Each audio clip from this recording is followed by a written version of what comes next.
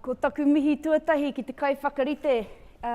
Kia koe e te rakatira nai wano I para te huarahi ki te wāhi karo. I whai wāhi tātou ki te mihi atu ki te wairua ki o tātou tīpuna. Nā reira e kore e mimiti te puna o mihi kia koe. My first acknowledgement, whānau, is to the blessing that has been done for us this morning, to our kaiwhakarite, for opening up the gateway to our spiritual world, and in doing so paying respect to our ancestors. Tēnā koe te rakatira. Ki ka mana whenua o te rohe nei. Kia Ngāti whātua, koutou ko ka iwi e noho ana ki tō taha, ki ta hāpai ka tikako o rātou mā ki tēnei pito o te whenua.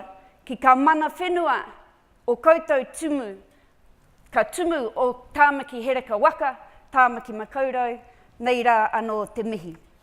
And secondly, to the mana whenua of this region, and in particular this place of Tāmaki Makaurau, the mooring place of the multitudes, my mihi to you all. I bring with me the greetings of my mountain auraki to the many sacred mountains of this place, along with its beautiful waters. Tēnā koutou. Ka tira kia koutou, ko whakawātea mai o koutou wātaka ki te huitahi nei mo te kaupapa o te mātauraka o a tātou tamariki mokopuna te take. Tēnā koutou katoa. And finally, to all of you here today who have found time in your busy timetables to come together and meet about those matters dear to us all, that is the education of our children and our whānau, my enduring gratitude to you all.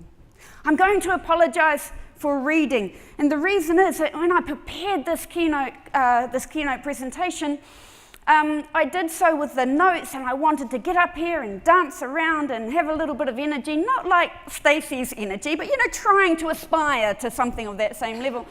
And then I made the mistake of coming in and seeing the room. Now, when you come in and you see the room and you realise that you're going to be speaking to this many people all at once, you kind of get that Christchurch shaky feeling going on. So I've decided that I would, just as a plan B, at least have something written in front of me that I could refer to.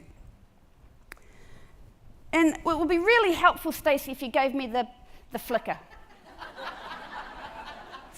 Because that would really help in easing that shakiness of the Christchurch feeling. Yeah, no, that would be fine, and I appreciate that now the shakiness has increased. Are you feeling it? Got you. Okay, go mate. Hana, nice. See, that's what we were trying to do there. That's a double act. Well done. No, kei te pai, haere atu. Tātou, the title of my speech today comes from a waiata that a group of my language learning whānau composed at our marae wānaka at Moiraki a few years ago. How many people know where Moiraki is? Right? The shakiness is starting to ease. We composed this waiata to commemorate the story and legacy of our ancestor that you can see depicted here, Matiaha Tira Morehu.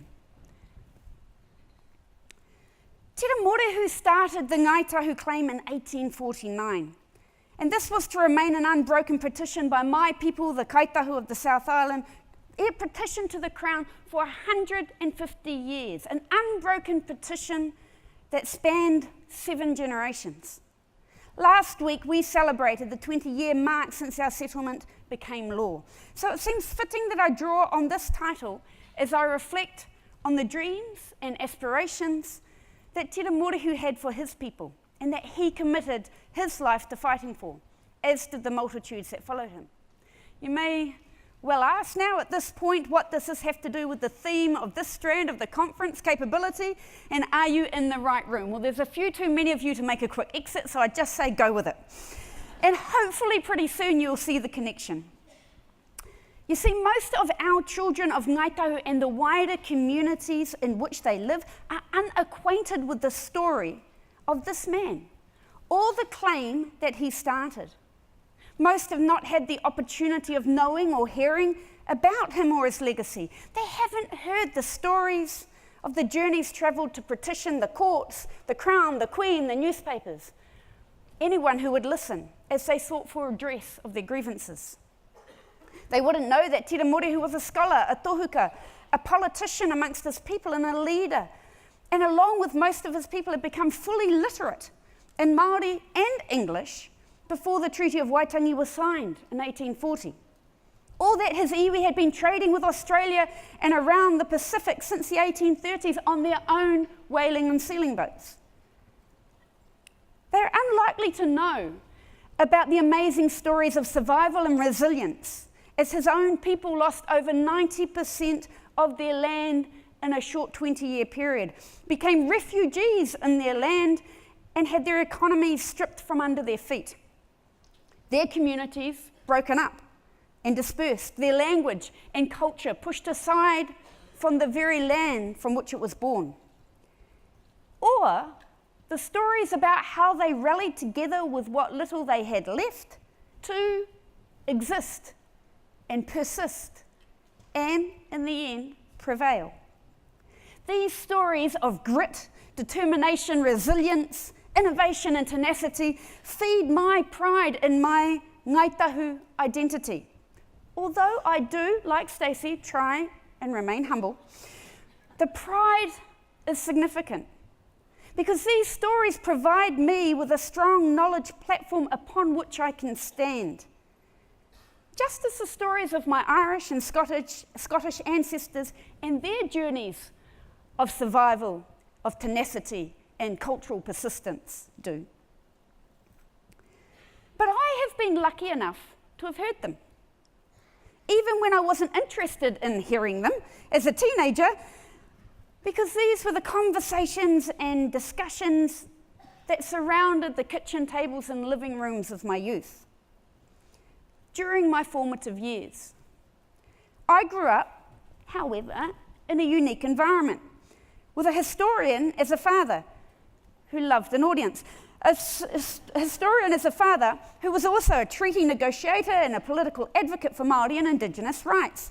I probably couldn't have avoided these stories if I had tried. But that experience was a privileged one, and one not shared necessarily by the majority of my kin.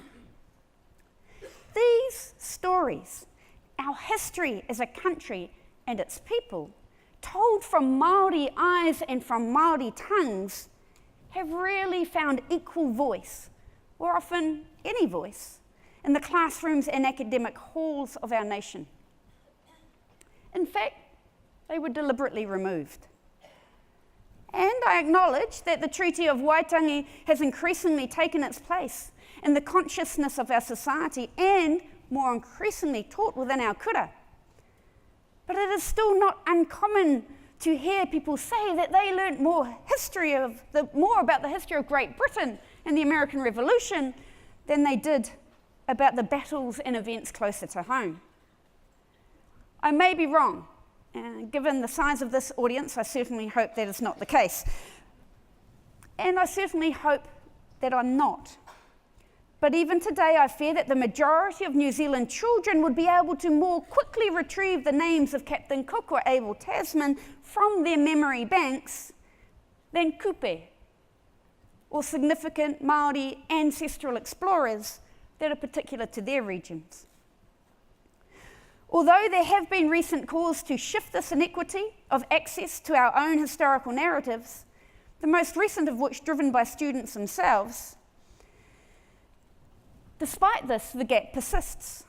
You may recall in the news about the 2 high school students from Otorohanga. Do we have any of the teachers from Otorohanga here? Ka pai, that's because they're busy supporting the petitions of our youth.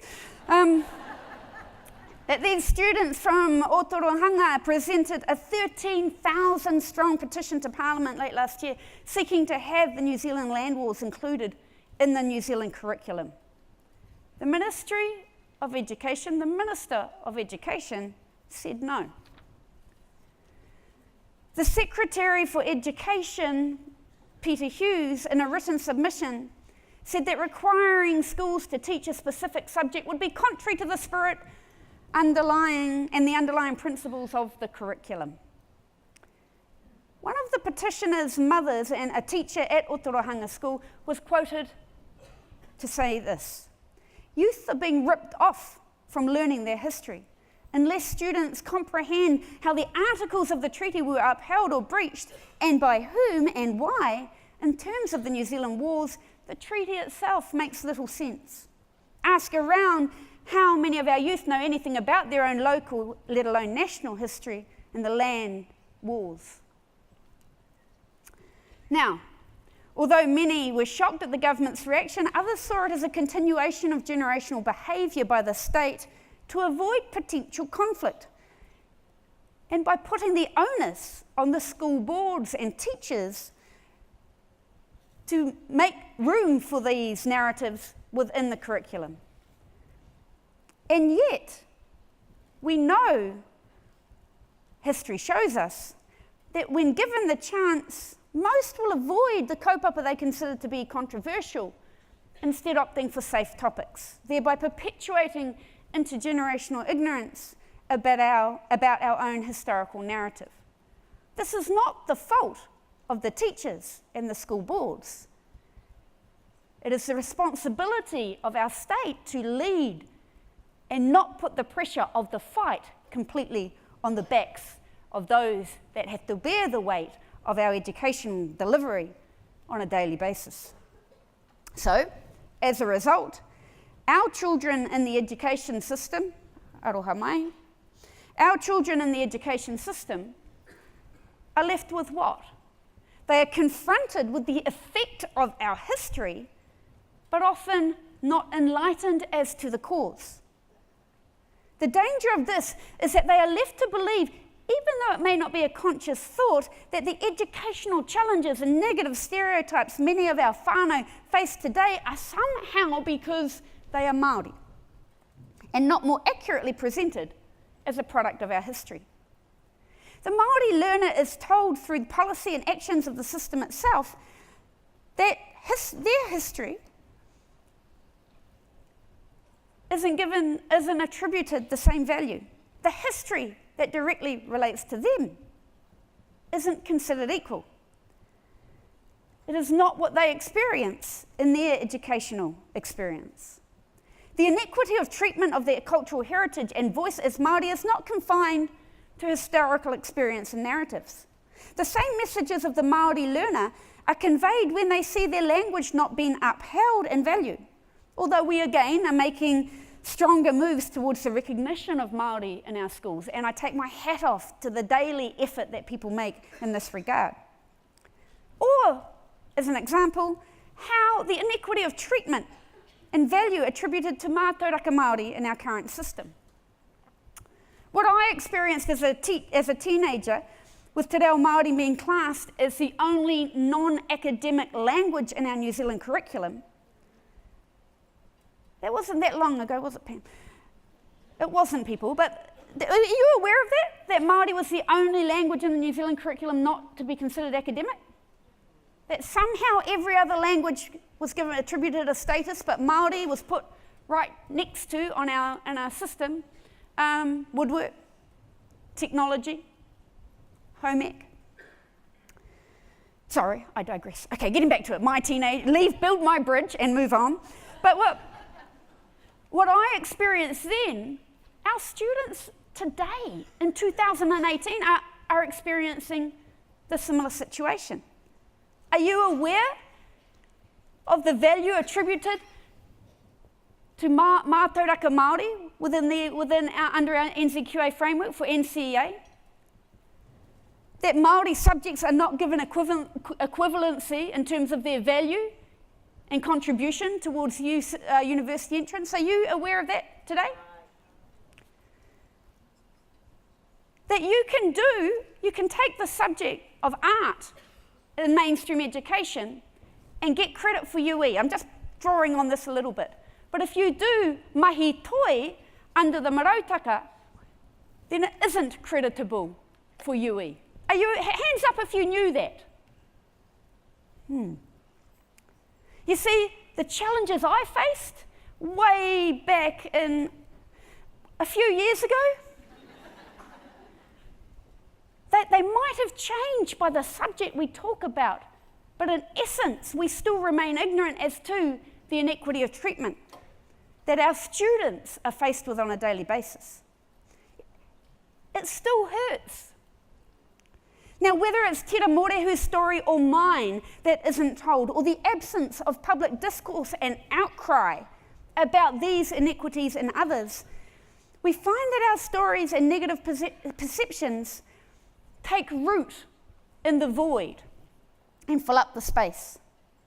What has emerged instead are often limiting and negative stories about Māori capability, aptitude, skills, learning styles, academic ability and potential. These negative stories often go unchallenged and taken as fact, thereby continuing to be fostered and expounded, allowed to grow and become ingrained in our national psyche. They've become so normalised that often we don't even realise they exist. These limiting and stereotypical perceptions of Māori are now the narratives that our Māori tamariki are more likely to hear about themselves in terms of what society thinks of them as Māori than anything that might suggest a counter view. It is my belief that this imbalance and the impact that it has on our children and how they feel about themselves has and will continue to inhibit the capability of our tamariki and whānau within our education system. I want to suggest to you today that a fundamental a fundamental prerequisite for capability development is the cultural narrative that our children have about themselves as Māori, and that it is significantly influenced by the perceptions held about them, their heritage, their language and culture, by those around them. In order to create an environment that supports the growth and development of our children's capabilities, we actually need to start with ourselves and the messages we choose to share, the stories we choose to tell. Now, this requires us to build our capability as educators ourselves, to ensure that we are equipped with the right knowledge and tools to transform prejudice and beliefs strongly held in many of our communities for many generations. This transformation won't just happen, whānau. It won't just happen because we're told it should. We actually have to believe that it needs to, and we have to understand the why. If we don't believe the issues need to be addressed in the first place, we're unlikely to commit to adding another challenge on our already time-pressured and stressful roles as educators. Now, because you are here, as Stacey mentioned, in your holidays, I'm pretty sure that I'm speaking to the converted. So maybe the message and the proposed approach could be shared with those of your colleagues who aren't here today. I believe there is an order that needs to be considered to effect the required change. As educators, we first need to acknowledge the existence and the prevalence of the negative messages and stories our children are exposed to. And then we need to understand the role that that has on their dispositions of themselves as a Māori learner, how they feel about themselves, how it impacts on the cultural self-perception of our tamariki and learners, as learners. And if we want to transform those views and the negative stereotypes, we need to understand where they come from. Once we have developed that understanding, we're on the home straight. We're in a position to commit to working collectively to change them. So let us take a quick journey on those steps together and look at the existence of these stereotypes. I know they exist. All I need to do is make sure you do too. For nearly 20 years now, I've been running workshops. This is how I know they exist. And these workshops are around Māori educational achievement. Some of you may have been subjected to these previously, and I apologise if you're hearing what is to follow more than once. But the fact that you're here, I'll just say, great, well done. Just laugh at the same points. In these workshops, over 20 years, I've always started with the same task. I ask people and the participants, what are the commonly known characteristics? What are the commonly known characteristics or emblems of the New Zealand Kiwi identity? What are Kiwi known for? Let that float around your minds just for a minute. We're not going to workshop it here. You're absolutely safe. But I want you to think what might have been some of the things that people would respond to. Although the order may change, I've actually had a 95% hit rate. And then what I do to the audience is I present them with my pre-prepared list on PowerPoint. What increasingly surprises me is how well we are trained as Kiwis in reciting the narrative, the story that we have about ourselves.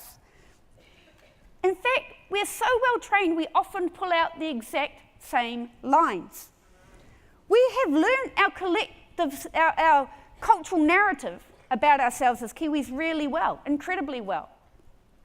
If you can't see some of the things up there, they're things like, what are Kiwis known for? Number 8 wire, creativity, invention. We're known for the she'll be right attitude, the first to give women the vote, saying no to nuclear war, climbing the tallest. Do these sound familiar? And sheep.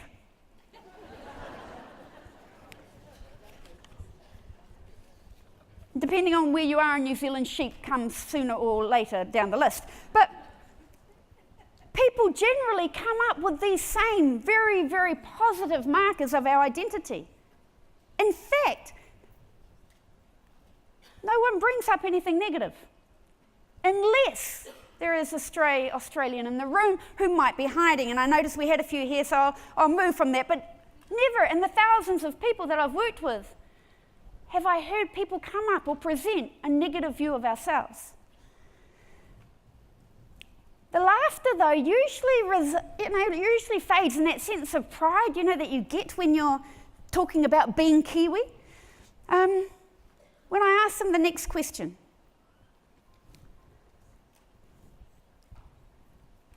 often a silence occurs and emotions rise, because I ask them to perform the same task, but now I ask them what are the commonly known characteristics or emblems of Māori? What are Māori known for? Now there is the same awkward silence in the room, as I said. People start nervously drawing on the commonly known positive identity markers and listing things Māori are good at, positive aspects of the culture. They talk about Māori being good at sport, Māori being good at art, at dancing. They can all sing. They've all got rhythm, which doesn't leave a lot for you if you're Māori and you can't sing for a ball. Okay. But usually, someone brave then speaks up within the audience. And they say, oh, yeah, and then there are those other negative things that people think about Māori as. There are those negative stereotypes as well. And usually the list comes flooding out. Again, I show them a pre-prepared PowerPoint and congratulate them on the accuracy. But the laughter isn't really around anymore. Because I then pose the question to them. How do you think the child in your classroom, the child in the street that you live, the child in your community feels about their identity, knowing that this is the view society has of them? That all those positive aspects of what they're known about for being Māori are limited. And the negative of our people being child abusers, once were warriors, domestic violence, stole bludgers, want something for nothing, that they are known within the society in terms of how Māori are considered. How would you feel about your identity if these were the good bits? And these were what they had to contest with on a daily basis. Māori as kinesthetic learners, Māori as aggressive, Māori low educational achievement. And this is what our children know society thinks of them. I can confirm these stereotypes exist because I've heard them, as I've said, through my workshops time and time again, but I've also heard them in my own world. Even in the education world, most I engage with, I have to say, don't believe them to be true, but we are still familiar with them enough to be able to list them. and we don't necessarily do a lot to actively challenge them. Our children are reminded of them daily, sometimes multiple times a day. They know these stereotypes exist when they're followed around a dairy, when the old lady pulls her bag closer to her at the bus stop, or when they watch the bus driver following them, their every move as they get onto a bus. They know they exist when their parents try and get a rental property by choosing non-Māori names to write on the application, or choosing different names when applying for a job in the hope that they might get an interview. My babies know they exist and have had to process verbal abuse for speaking Māori to each other and to me. From the age of 3, they have had those experiences. And I saw firsthand the impacts of those experiences on my son. I know, he's stunning. No, he is. The impact of these experiences on my son, in particular my son, who was a little bit darker than his blonde, blue-eyed sister, and often got treated quite differently.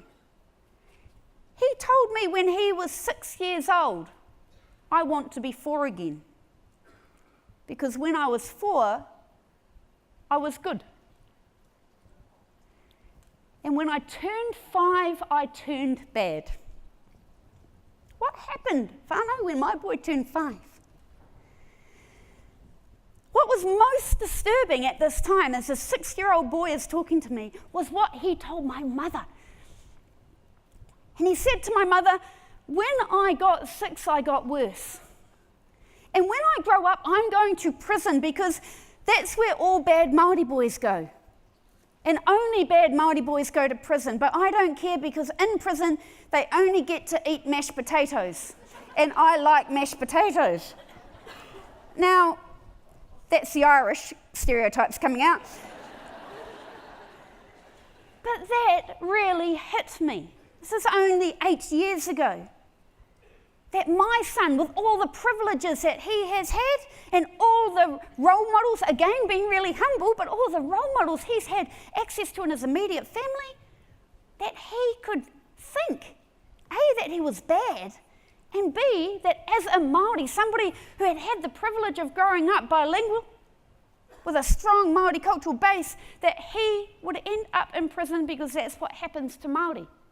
I mean, we didn't even know anybody in prison. Except maybe for some of Nola's relations, but no, we didn't know anyone in prison. How could that be the case? It hit me profoundly because in that moment I realized that I hadn't been able to protect my own son from the messages in our society. Even if that reality was not one that he was living in terms of his condition, in terms of his the world around him. I hadn't protected my baby. I realized at that time how pervasive those negative perceptions were in our society, and that it wasn't okay, it wasn't just enough to not think those things myself, that we had to be more proactive around negating and deconstructing those stereotypes. We had to admit their existence and how ingrained they had become, if we hoped to establish a positive sense of the cultural self. What's more, that transformative thinking couldn't be achieved by simply taking out the bad bits, all those bad stereotypes, and leaving a big gaping hole in the cultural narrative corner. An alternative picture could only hope to be developed in the minds of the learner and whānau if we then started to build other narratives and realities upon which their cultural self-beliefs could be built. And that led me to an internal debate when considering one of the thematic questions of this conference. And I'm not just saying this to show you that I have read the thematic streams of the conference. This is it. The theme was, how do we get a system shift from focus on content to capability? I was conflicted. Now, the notion challenged me because I found myself jumping from a position of support to disagreement and then back again. a focus on capabilities, competencies rather, than content. Well, as you know, when you jump back and forth and you're sitting on the fence, it can be painful. My whole argument for 20 years has been on the fact that we need to focus on the content. We need to change the narratives that we share with our children, to change it up. The ones that, to balance out those that we've traditionally turned to and used in our education of our tamariki, and present a new way of seeing ourselves, a new way of our histories and our associated capabilities. And yet I recalled my father's words to me at university, that it doesn't really matter what subject you learn, the main benefit of the whole process is learning how to think. Now, far be it with me to argue with my father when he's around, because I absolutely agree that learning how to learn and think, to problem solve and create, are essential elements to educational success and capability development. But I don't believe they are enough. And I don't believe that they are enough when faced with a strong legacy of the negative and limited content about who we are as a people. If our cultural belief as learners is not first rectified and reframed and re-established by balancing up, levelling up the playing field, and providing the content that specifically addresses the inaccuracies and gaps in our history, in terms of the story we have about ourselves, then I believe we are unlikely to see the kind of shift that is required to change the educational statistics that we have been experiencing for over 70 years now. So to quickly highlight this example and what I believe to be the value of targeted disruptive content, I'll return to the negative stereotypes of Māori within education, specifically of Māori being the tail of the education system, primarily kinesthetic learners who are good with their hands, and often the bit that's not said is not with their minds. To follow the approach, we need to know what happened so that we can create a room for the new narrative moving forward, to tell a story, to move from a story of Māori educational failure to Māori educational prowess. So I ask, how many of you here today are aware of the literary heritage of Māori? Please raise your hands. Now everyone look around and see how many hands are in the air. So as an example of the narratives that are not told, were you aware that you were more likely to be literate if you were Māori at the turn of the century than if you were Pākehā? In fact, 60% of Māori were literate, often self-taught, in comparison to 20% of non-Māori. Are you aware that Māori language was banned in schools in 1867? Yeah? We've heard a bit more about that.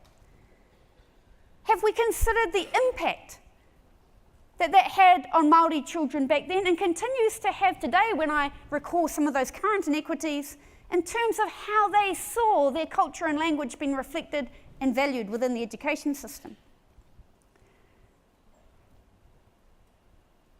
When I talk about literacy and that prowess, not only the things that stifled it, but what was happening at the same time that Māori was banned as a language from schools. Were we aware, as a whānau of community educators, that Māori had literally thousands of periodicals that they printed and produced and funded themselves last century? How many are aware of the Māori newspapers? They were prolific writers. There were, in fact, 47 Māori language newspapers in circulation, right up into the early 1900s. But our people don't know about them. Our children don't know about them. Instead, they are more likely to hear the stories of the long tail, rates of Māori illiteracy, And how are they meant to comprehend what that means for them as Māori if they are unable to see what happened? Or the fact that another narrative existed. How many people confidently can tell me who these good-looking men are, and I'm not being biased, none of them are Ngāi Tahu? Okay. So again, kia ora koutou. So again, the lack of narrative and social discourse about these people, the first wave of Māori academics, graduates of university, MPs, the first Māori lawyer, doctor.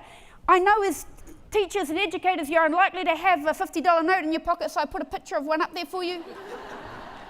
And if you've never seen one, just know that Apirana Ngata is in fact on there.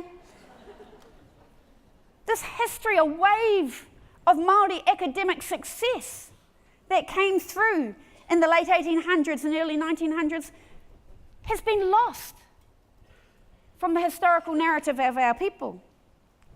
Often retold within some Māori communities, but generally within our wider society, we have not had access to information about this. And we don't know why it stopped. We don't know why nearly 50% of Māori now are not leaving school with a formal qualification at NCA level 2, because that wasn't the history. Something shifted, something changed. From being literate, majority of your people being literate, to now not being? Well, you need to understand that it wasn't something that happened because these people were Māori, because somehow you're innately predisposed to be a kinesthetic learner. No, it was because it was a deliberate action by the state to stop it. In fact, it became illegal to teach the academic subjects in the Māori schools. Illegal.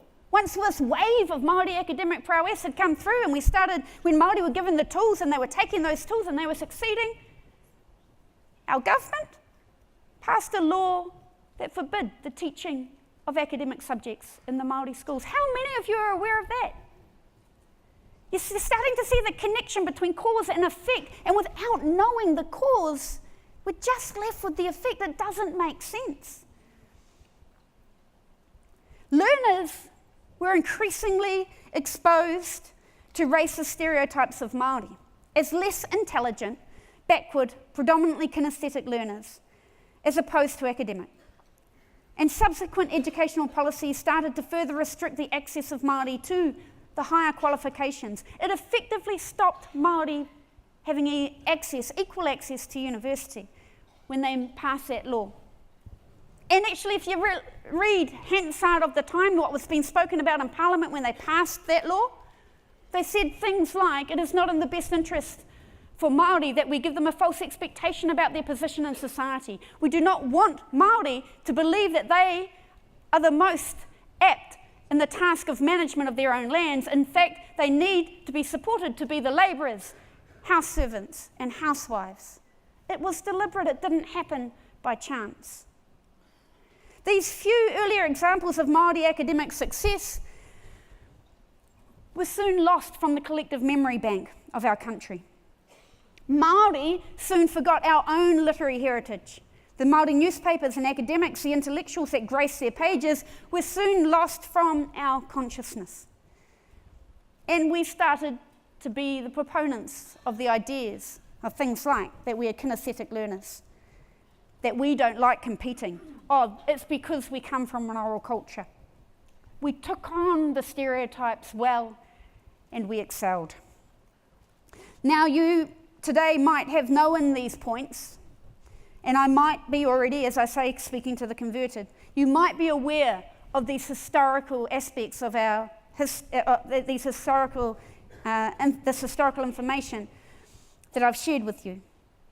But imagine if these were the stories that were told with as much passion and regularity as the amazing feats of Sir Edmund Hillary and Rutherford to our Māori children, and not just our Māori children, to all of our children. Imagine how much more empowering it would be for our Māori learners to hear that we were actually one of the fastest people in the world in terms of the rate at which we adopted literacy, second only to the Cherokee. and the fact that that was largely self-taught. Imagine if that was the narrative that first came to hand when confronted with the current situation of our rates of illiteracy and the challenges we face. Knowing the story doesn't change the current situation. It doesn't change the statistics that we have right now, but it can help move our people from a position where they associate those challenges with being inherently Māori, and instead instill a sense of pride and, importantly, a sense of hope for what they can become.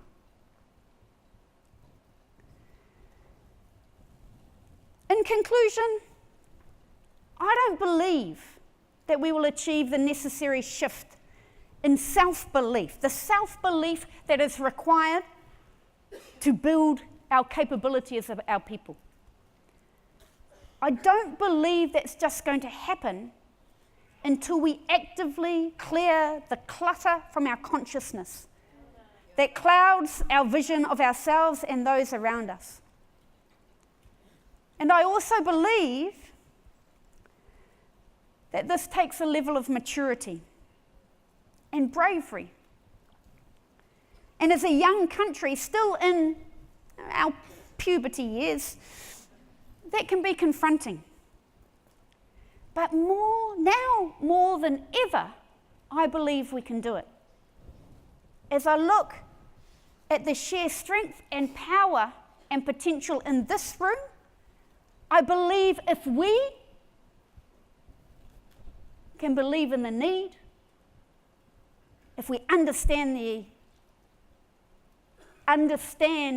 the reason why, and we can commit to it, then we can do it. As a country, to do this, we need to be brave. We need to put on our big girl boots or our small girl high heels. Or our big boy undies or our big girl undies. It doesn't matter what analogy you use. We need to be brave enough to hear the things we might not like to hear. And not hear them in terms of feeling guilty about them. Not thinking that we have to take this burden upon our shoulders and carry it forward, but to acknowledge the fact that unless we actively address it, it will still perpetuate in being the weights, the anchors that hold the feet of our tamariki and our whānau down. So we have to actively do it. We have to change the way we think about ourselves. And we need to do it in a way where we do not become too sad and angry, but we need to challenge ourselves with the things that have traditionally made us sad and angry and take them head on. To draw on the strengths that we exhibit when we are faced with Australians, or things like suffrage, women's rights. That same kind of bravery that we draw upon when we do climb the highest mountain on earth, or tell nuclear superpowers to stop playing in our backyard. This little dot in the Pacific, that, to use another Kiwi stereotype, punches above our weight on the international stage. We need to be brave. With self-belief and cultural self-belief, a fertile ground for creative growth, innovation, personal and academic development can be created. Now, I do believe that we are at the best time in our history. And it's not just because I want this to be the best time in our history. The changes that I have seen within education over the last few years has been significant. Even this year, during Māori Language Week, I have seen more people, both commercial, within education, right across the media, take up Māori language in a way that I haven't seen in my entire lifetime. In fact, good old ZM back home, when I'm playing it in the car, is still having all of their promos in Māori. This is a commercial radio station in Christchurch. It's a good place, Christchurch. We've seen an appetite for a discussion to challenge things like Te Reo Māori being compulsory in schools and the like. We've seen that appetite evident more now than I have seen in my life. So the time is right. I believe we can be the generation that made the change. No pressure, whānau. We're it. We can be the generation that made the change because we can reclaim our story and help our tamariki, our whānau, to help ourselves understand it. We can free our children from the negative narratives about them in their everyday lives and allow them to make their own, to tell their own narratives. But we can do that by acting deliberately and in a planned way and not assuming that it will just happen. I believe if we do this, if we achieve this, if we empower our children in this way, we will free them from the shackles of negative cultural self-belief that have held our people down within education for generations now. By doing so, we give voice to their history, their heritage, their legacy. We can make them the narrators of their own future horizons. And so, I return to the title. Tō reo ki te raki, tō mana ki te whenua. Let your story be heard in the heavens, and your mana be restored to the land. If that is achieved, capability will be achieved. Nā reira, kai aku nui, kai aku rahi. Aha ko te taumahataka o ētahi o ka kupu kua horahia ki mui o koutou aroharo. Me whakapono mārika koutou ki tēnei. Ka tāia e au, kai roto i o koutou rikarika te āheika. Even though some of what I have shared to you can be seen to be depressing, and I haven't wanted to depress you, I want to leave you with the knowledge that I absolutely believe the power, the ability, the potential is in your hands as educators to change the horizon for our whole country. Tēnā koutou katoa, kua huhu mai nei, aku paua, aku taua, tukuna tō mana ki te raki, tō reo ki te raki, tukuna tō mana ki te whenua.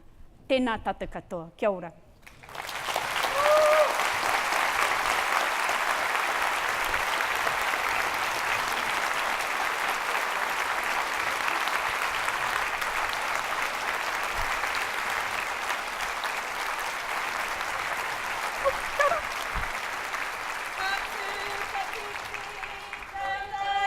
I te ao huri huri e te ki aka wania are hua arai te uru whakatopa a parirau I ka piki I ka hekei.